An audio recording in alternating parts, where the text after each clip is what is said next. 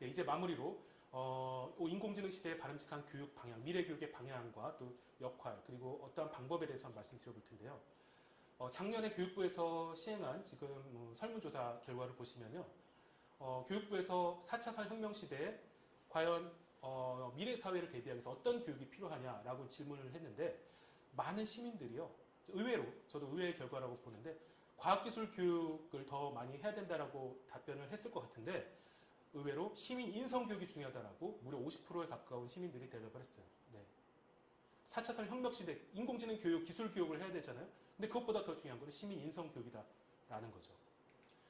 시민들은 이렇게 대답을 했는데 전문가들은 어떻게 대답했느냐. 전문가들도 마찬가지로 인공지능 시대에 가장 필요한 교육은 인성과 윤리 교육이라고 이제 강조를 하고 있습니다. 인성과 윤리 교육을 위해서는 이제 인문학을 공부하는 것이, 인간을 공부하는 것이 필요한데요. 스티브 잡스는 인문학과 기술의 교차점에 있는 제품을 만드는 것이 중요하다. 굉장히 인문학 신봉자였죠. 네. 그리고 그리고 실리콘밸리의 유명한 투자자인데 마크 큐반이라는 분은 자유로운 사고가 가능한 인문학적인 인자가 필요하다. 이렇게 얘기했고요. 또 UC 버클리 대학교의 또 유명한 컴퓨터 공학과 교수님이신 마이클 조던 교수는 성인도 이해하지 못할 C 언어를 초등학생에게 가르칠 필요가 없다. 과학과 인문학, 계산적 사고 등 다양한 주제에 관심을 갖는 게 중요하다. 인공지능에는 광범위한 지식이 필요하기 때문이다. 이렇게 얘기를 했습니다. 네. 그리고 실리콘밸리의 또 유명한 벤처 캐피털리스트 스콧 하틀리는요. 인공지능 시대에 더 중요한 것은 올바른 질문을 하는 능력이다. 이런 질문 능력은 인문학 공부를 통해서 얻어줄 수 있으며 다양한 분야에 대한 경험이 있어야 진짜 인간에게 필요한 것이 무엇인지를 질문할 수 있다라고 말했습니다. 실제로요, 그 글로벌 IT 기업들의 많은 창업자와 대표들이 인문학과 전공 출신이에요. 중국 알리바바 창업자 마윈은 영문학과 출신이고요. 유튜브 CEO 수전 워치츠키는 전공이 역사학과 문학입니다. 에어비앤비 창업자 브라이언 체스키는 전공이 미술이고요.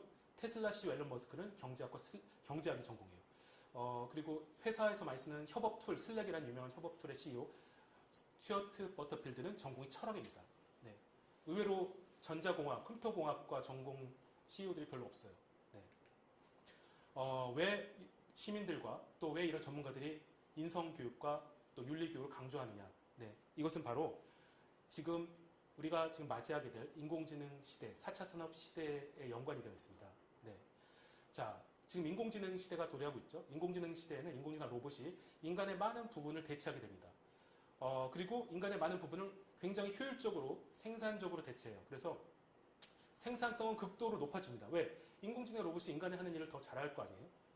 훨씬 더 정확히 잘할 테니까, 대량으로 잘할 테니까 생산성은 높아지고요. 반면에 비용은 절감이 됩니다. 거의 무료화가 된다고 해요.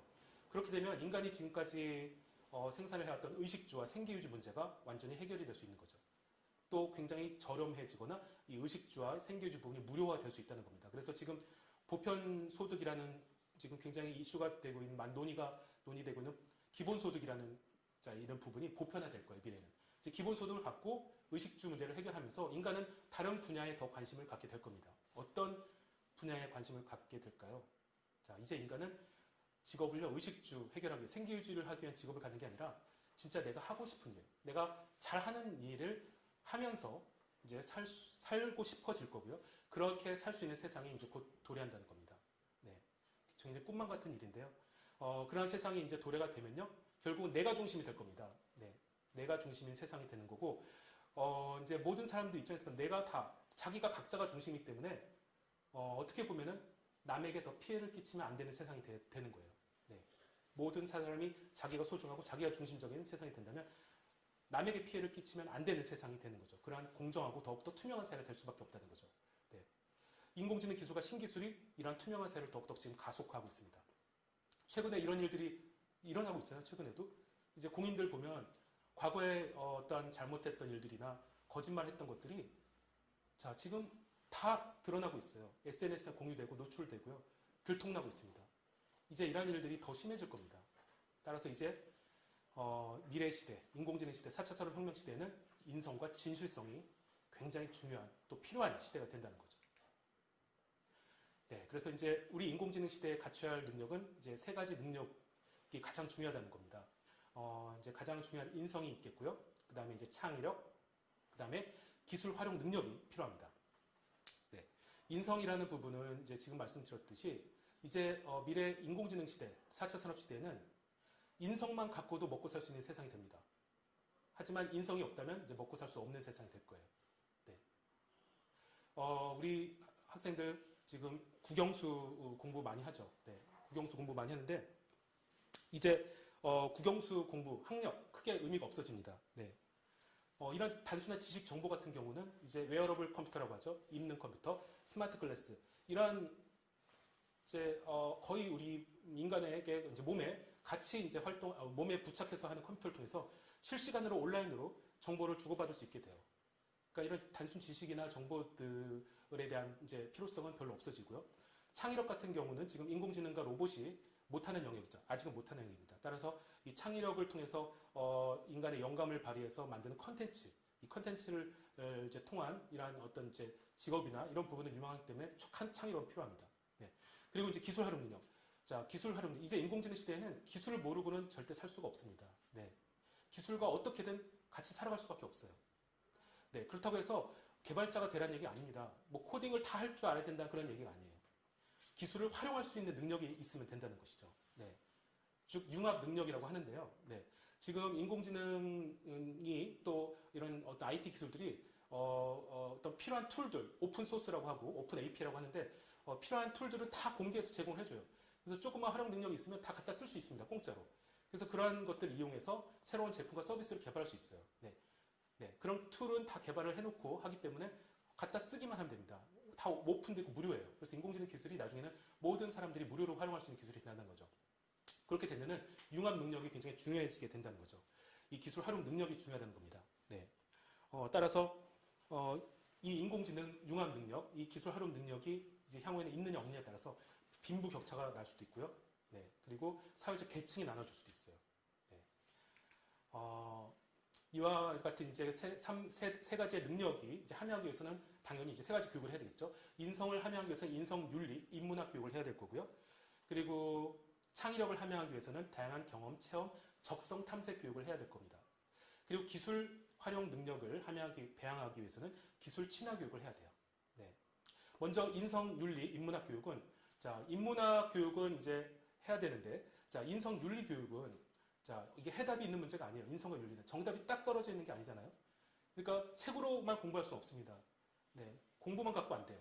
인성과 윤리는 사실 다양한 경험, 실제로 내가 다양한 경험과 체험을 해보면서 그 과정 속에서 느끼고 체득하는 겁니다.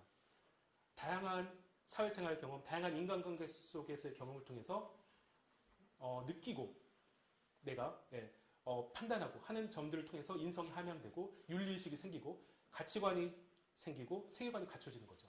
네. 따라서 다양한 경험, 체험 이러한 것들이 굉장히 필요하다는 거죠. 네. 그리고 이제 창의력 부분은 이제 다양한 경험, 이게 창의력도 공부를 해서 되는 게 아니잖아요. 다양한 경험, 체험을 통해서 창의력을 함양할 수 있겠고요. 그리고 기술 친화 교육은 지금 이제 이 자리에 계신 참여하신 우리 선생님들과 우리 부모님들의 역할이 대단히 중요합니다. 이제 아이들, 우리 학생들 스마트폰 한다고 게임 한다고 이제 막 하지 못하게 하면 안 돼요. 오히려 또 거꾸로요. 스마트폰 하게 하고 게임도 하게 해야 됩니다. 저 아이가 2명 키우는데 저는 이제 7살 때부터 스마트폰을 다 하게 했고요. 사줬어요. 그리고 8살 때부터 컴퓨터를 다 사줘서 하게 하고 있습니다. 지금. 네. 그 학교에서도 정규 교과 과정으로요. 이런 것도 필요해요. 블로그를 만들어보는 과정. 블로그. 네. 페이스북을 만들고 운영해보는 교육. 이런 것도 필요하다는 거죠. 또 최근에 많이 이슈가 되는 유튜브 채널도 개설해보고 영상도 찍어보고 편집도 해보고 이러한 교육도 시켜줘야 돼요. 네. 그리고 포토샵도 해보고 할 수 있어야 되고 간단한 홈페이지 정도도 만들 수 있어야 됩니다. 이제 중고등학생, 대학생들은 간단한 홈페이지 정도 만들 수 있어야 돼요. 혼자서. 네. 이러한 교육들을 학교에서도 시켜야 된다는 거죠. 네.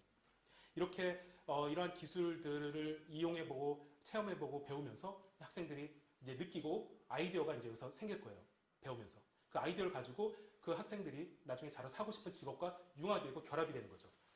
네. 그러면서 새로운 직업들이 시장이 생기고 그러한 직업을 통해서 먹고 살게 되는 겁니다. 네. 오늘 이제 마무리를 좀 짓겠는데요. 자, 오늘 4차 산업 시대와 인공지능 시대의 가장 중요한 교육이 바로 인공지능 윤리교육이다. 네, 그리고 인성 윤리교육이다라고 말씀을 드렸습니다. 네. 지금 여기에는 이 역할을 하시는 분들은 바로 우리 이 자리에 계신 선생님들과 또 우리 부모님들이세요. 우리 선생님들과 부모님의 역할이 대단히 중요하다는 거죠. 네. 우리 아이들 국영수만 할 게 아니라 인문학 책도 많이 읽게 해야 돼요. 인문학 책도 많이 읽게 하고 그리고 다양한 경험, 다양한 체험을 하게 해야 됩니다. 네. 지금 인공지능 시대 초창기입니다. 그리고 4차 산업 시대 초창기입니다. 네, 이런 초창기인 지금 시점이 대단히 중요합니다. 네. 지금 이 초창기 시대에 이 기술과 빨리 친해지고 더 많이 알려고 하고 네, 노력하고 더 많이 친해지려고 하는 이러한 학생들이 향후에 4차 산업 시대를 이끄는 인재가 될 가능성이 되게 높아요. 네.